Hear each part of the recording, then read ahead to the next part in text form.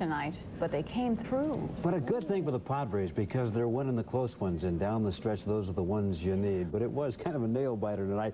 Padres' talented young outfield came through, saved a 4-3 win over the Philadelphia Phillies. Also, give a big pat on the back to Tim Wilder. 8 1/3 strong innings. But again, Padre youth. In the second, Kevin McReynolds crunched a Shane Raleigh pitch. Left field stands number 18 for Kevin, 1-0 Padres. In the fourth, Steve Garvey touched up Raleigh again. 8th homer of the year for Garvey. Stretch drive as usual. That means Garvey time. Padres added one more in the inning when McReynolds came racing home on a wild pitch, 3-0. Stayed that way until the 9th. Then big Mike Schmidt teed off on Lauder. Tim made a good pitch down low, but Schmidt just went down and hammered it, 3-1. Then a big defensive play by Carmelo Martinez. Sixto Lescano, a shot to the left field corner. Watch the grab by Carmelo. And that one helped because later in the inning, pinch hitter Graig Gross hit a 2-strike pitch to center. John Walkenfuss scored. Terry Kennedy with a shot at Lynn Matuzak. The ball bounced away 3-3 after 8.5. Then it was time for the Padre youth again. Tony Gwynn opened the bottom of the 9th with a triple into the right field corner. Finally, with the bases loaded, 1 out, Martinez found a hole past the diving Mike Schmidt at shortstop. Padres escaped 4-3. Well, so far it's been, pretty good. As long as we're winning, I just try to do my best. And I don't care if I go 5 for 5 in the game. If we lose, I will feel the same. I just try to hit the ball hard somewhere, make some catches, and try to win some ball games. First pitch I got, I try to hit out of the ball, but then I said, well, cut your swing and, just try to hit it hard somewhere. Atlanta Padres win it. They'll be 5-7 on the year. If they lose it, they'll be 4-8.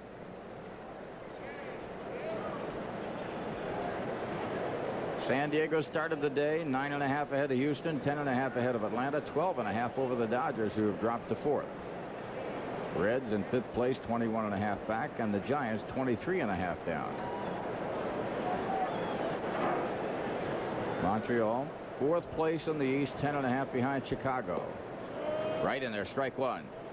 Chicago leading New York by 5.5, Philadelphia by 6, and the Dodgers are taking the Phillies apart 7-1. In the early going. Hershiser against Carter. Well hit left field. If it's fair, the Padres go ahead, and they do. It's a 2-1 ball game. Bruce Bochy, getting a chance to play, has really turned it in. Man, what an excellent job he has done. The Padres came close with Wiggins. They came close with McReynolds, and this time Bochy ripped one 400 feet deep into the seats. 2-1 San Diego. Wow, what a poke that was. Padres have 2 home runs in their 5 base hits, one by Salazar, this one by Bochy. Boy, you talk about getting all of it. Bochy hit it right on the screws. That ball, Jerry said 400 plus, and he was not wrong. It was all of 400 feet. First. And he got him. Fastball, blew it by him. A big strikeout as Ramsey goes down.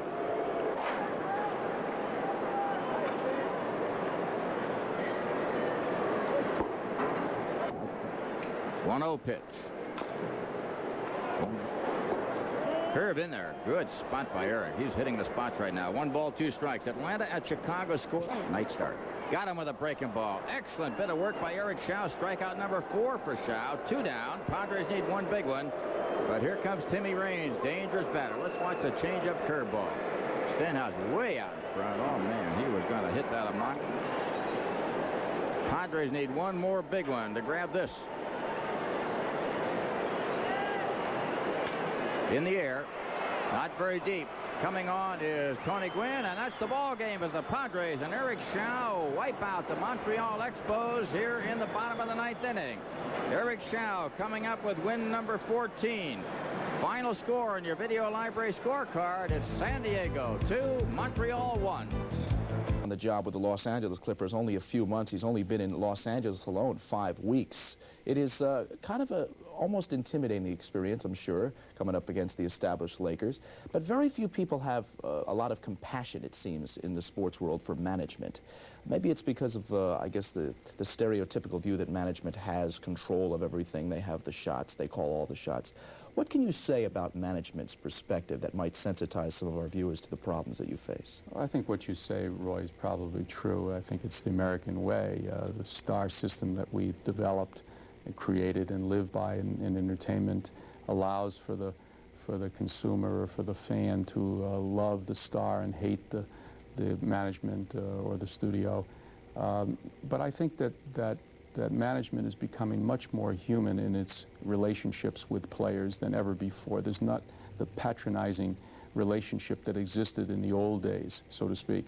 One of the major issues facing us today in sports is drug and alcohol abuse, and I think management has taken, particularly in basketball, a very sensitive and visionary view of that problem, and have worked together with the Players Association to develop a program that can help our young people overcome these illnesses. It's not just always greed or a need to have a player to work for the team.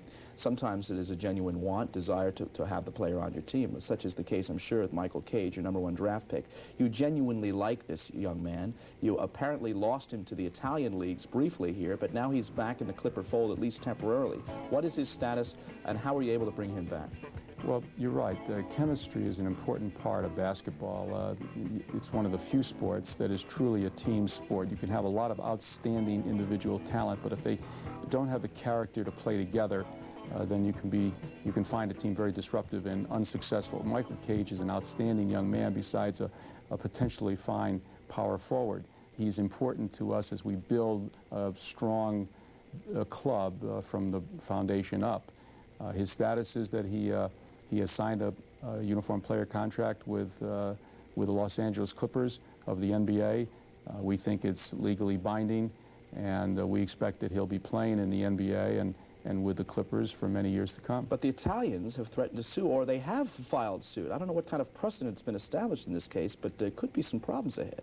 Well, Roy, we're not unfamiliar with problems in Los Angeles. There's lawsuits every day, and threatened lawsuits. We have maybe the best set of lawyers in the league, if not the best centers in the league, and guards. Lawsuits are threatened all the time. It's my opinion, not practicing law anymore, that we have a binding agreement with Cage, and we expect that that will prevail. I want to buy. Denny, 6-4, has been hobbled most of the year with a bad arm. You certainly wouldn't know it by that ERA, which is 1. 2 balls, 2 strikes. There goes Wiggins. Walkenfuss throw, bad one. He's in there. John Walkenfuss didn't get rid of the ball at all. Even though he bounced it down there, it was a release. It was tardy. If we look at Wiggins in there, you can see that with ease. He had the base. Tony Gwynn with a 3-2 count will try to get on or get Wiggins over to third. Payoff pitch. And he does the job. He gets him to third base, but he can't advance past that. The ball slipped by Samuel. Wiggins didn't move, and I don't know why. The ball was hit on the ground. It stayed until the 7th when Graig Nettles led off with a double to right field. Later, he scored on a sacrifice fly by Kevin McReynolds. Thurman only got 2 strikeouts, but he picked a good time for the first one. Versus Mike Schmidt, he got the curveball over for strike 1. This came in the 8th with 1 on, 2 out. Schmidt looked at a strike 2. Then Thurman blew a fastball past him for strike 3 to end the inning. Then Thurman got Von Hayes to end the game. Boy, was he pumped up. Does a little hop, skip, and a jump. Then he goes after the game ball for a souvenir. Thurman's now 11-7. The scores. Pretty indicative of how things are going for both teams this late in the season. The Philadelphia loss, coupled with the Cub victory earlier in the day, dropped the Phillies 7 games off the pace in the East, while the Padres win, combined with the Astros' loss to Pittsburgh last night, boosted San Diego's Western Division lead over Houston to 10 games. Mike Forrest has the story of 2 teams headed in opposite directions. While the San Diego Padres are enjoying the good life far out in front of the National League's Western Division, the Philadelphia Phillies are scraping, struggling, and are becoming increasingly frustrated as they try to gain ground on the National League Eastern Division leading Chicago Cubs. The Padres are so far in front they can practically coast the last month of the season. It's fun when you're #1. We're going to have fun no matter what, because we've had fun for the last 5 months, and we're going to have fun for the next month.